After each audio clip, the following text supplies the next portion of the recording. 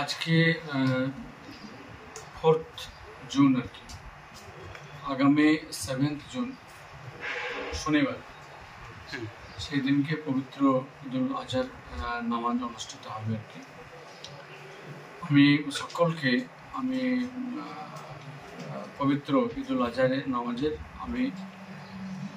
ঈদের আমি তার শুভেচ্ছা অভিনন্দন জানাচ্ছি এবং সেই সঙ্গে জানাই যে সকলে ভালো থাকুন, সুস্থ থাকুন এবং সম্প্রীতি বজায় রেখে সকলে মিলে ঈদের আনন্দ উৎসব করবে। সেই সঙ্গে কিছু কথা আপনাদের মাধ্যমে আমি আমার এলাকাবাসীকে জানাতে চাই।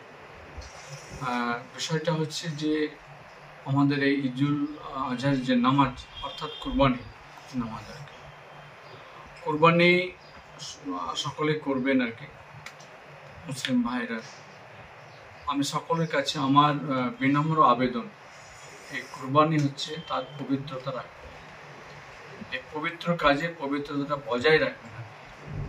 কুরবানি হবে পর্দার মধ্যে, যেন লোকালয়ে বা রাস্তার উপরে কখনো করবেন না।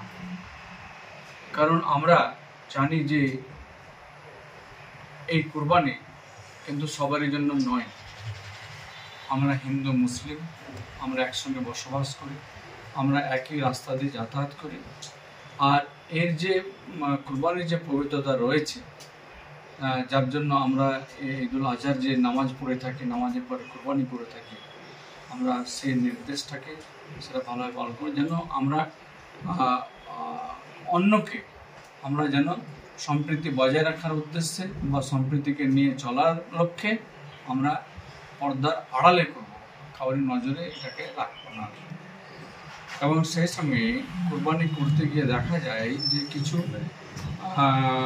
সে পশুর আর কি যে কুরবানি হয়ে থাকে তার রক্ত থেকে বা ওয়েস্টেজ ম্যাটেরিয়াল মানে অঙ্গ থেকে সেগুলো যত্রতত্র যেন না থাকে, একটু গর্ত করে আর কি সেটাকে পুঁতে দেওয়ার জন্য আমি সকলের কাছে আমার বিনম্র আবেদন করি।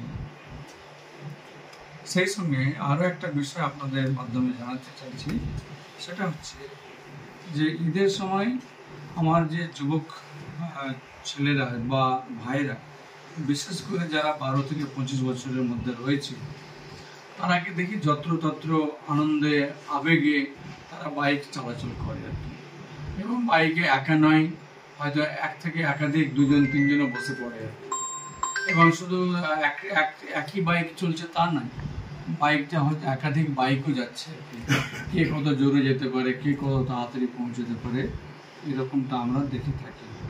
ফলে কি হয় যে নিজেদের মধ্যে একটা দুর্ঘটনায় আমরা ভুগতে দেখছি আর কি, বা দুর্ঘটনার মধ্যে পড়তে দেখছি। এটা থেকে আমাদেরকে বাঁচতে হবে। কারণ আমরা ঘর থেকে বেরোলে পরিবারের সদস্যরা, গার্জেনরা বা আর যারা আছেন আর কি, তারা কিন্তু আমাদের ফেরার দিকে তাকিয়ে থাকে। কাজে ঈদ যেন আমরা ভালোভাবে করতে পারি, সকলে আনন্দ করতে পারি, তার জন্য আমরা বাইককে প্রয়োজনের নিরিখে আমরা সেই লিমিটেড স্পিডের মধ্যে চালাবো এবং নিজেও সুস্থ থাকবো এবং পরিবার বা প্রতিবেশীকেও আমরা সুস্থ রাখবো। এটাই হবে সকলের ইচ্ছা এবং এটাকে করতে হবে। এটা অভিভাবকদের উদ্দেশ্য আমি আপনাদের মাধ্যমে জানাচ্ছি। কাজে সকলে ভালো থাকুন।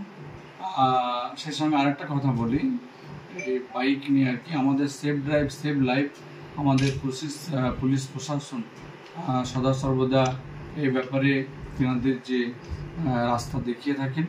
কাজে পুলিশের যে নির্দেশ বা আমাদের রাজ্যের যে সেফ ড্রাইভ সেভ লাইফের উপরে যে নির্দেশ আমার মানুষের প্রতি রয়েছে, সেটাকে কিন্তু ফলো আপ করবো আমি বলছি, সেটা ফলো আপ করবেন আর কি। অর্থাৎ হেলমেট যেন থাকে, জুতো থাকে, অর্থাৎ গাড়িতে কাগজপত্র থাকে, একটা স্পিড যেন লিমিটের মধ্যে থাকে, এইসবগুলোকে মাথায় রেখে চলার জন্য সকলের কাছে আবেদন আমি জানাচ্ছি।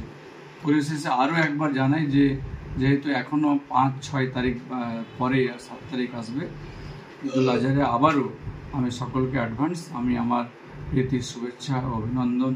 ভালো থাকুন, সুস্থ থাকুন এবং সকলের সাফল্য কামনা করছি, সুস্থতা কামনা করছি এবং সকলেই যেন আমরা ঐক্যবদ্ধভাবে সম্প্রীতি এবং একে অপরের পরিপূরক বজায় রাখতে পারি, সেই দিকে আমি চলার জন্য সকলের কাছে নিবেদন রাখছি। ধন্যবাদ।